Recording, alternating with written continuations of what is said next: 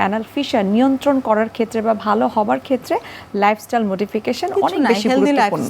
যেটা বলছিলাম যে আপনি অ্যাক্টিভ থাকবেন সব সময়, পর্যাপ্ত পরিমাণে পানি খাবেন, তারপরে সুষম খাবার খাবেন, আঁশযুক্ত খাবার একটু বেশি খাবেন, এগুলোই নিয়ামক। তারপরেও কিছু ব্যাপার থাকে, অনেকের জন্মগতভাবে কোষ্ঠকাঠিন্য থাকে যেগুলো নিয়ন্ত্রণ করা আসলে খুবই কঠিন।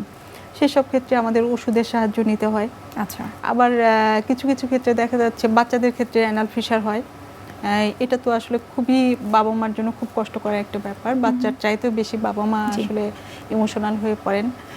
আবার দেখা যাচ্ছে যে প্রেগন্যান্সি পিরিয়ড একটা খুব ইম্পর্টেন্ট সময়, এই সময় মহিলাদের কম বেশি অ্যানাল ফিশার। এই বিষয়টা আমি একটু বিস্তারিত জানতে চাই যে আমরা দেখেছি যে প্রেগন্যান্সিতে বা ল্যাকটেটিং মাদার যারা থাকে তার পরবর্তী সময়টাতে কিন্তু তাদের অ্যানাল ফিশারের সমস্যাটা অনেক বেশি দেখা যায় বাংলাদেশের প্রেক্ষাপটে। এর বিশেষ কোনো কারণ আছে কিনা? এক হচ্ছে যখন প্রেগনেন্ট হয় তখন কিছু হরমোন চেঞ্জ হয়, এগুলো কোষ্ঠকাঠিন্য করে। এই সময় আবার দেখা যাচ্ছে একটু মুভমেন্টটাও রেস্ট্রিক্টেড হয়ে যায়। এই সবগুলো কারণ মিলেই আসলে এই সময় কোষ্ঠকাঠিন্য বাড়ে। আরও ইম্পর্টেন্ট যেটা, সেটা হচ্ছে কিছু ওষুধ, যেমন ফলিক অ্যাসিড দেয় রুটিনলি পেশেন্টদের দেওয়া হয়। এটা দেওয়ার যথেষ্ট কারণও আছে, কিন্তু folic acid, calcium, iron, vitamin D, এগুলো সব কিছুই কিন্তু কোষ্ঠকাঠিন্য করে।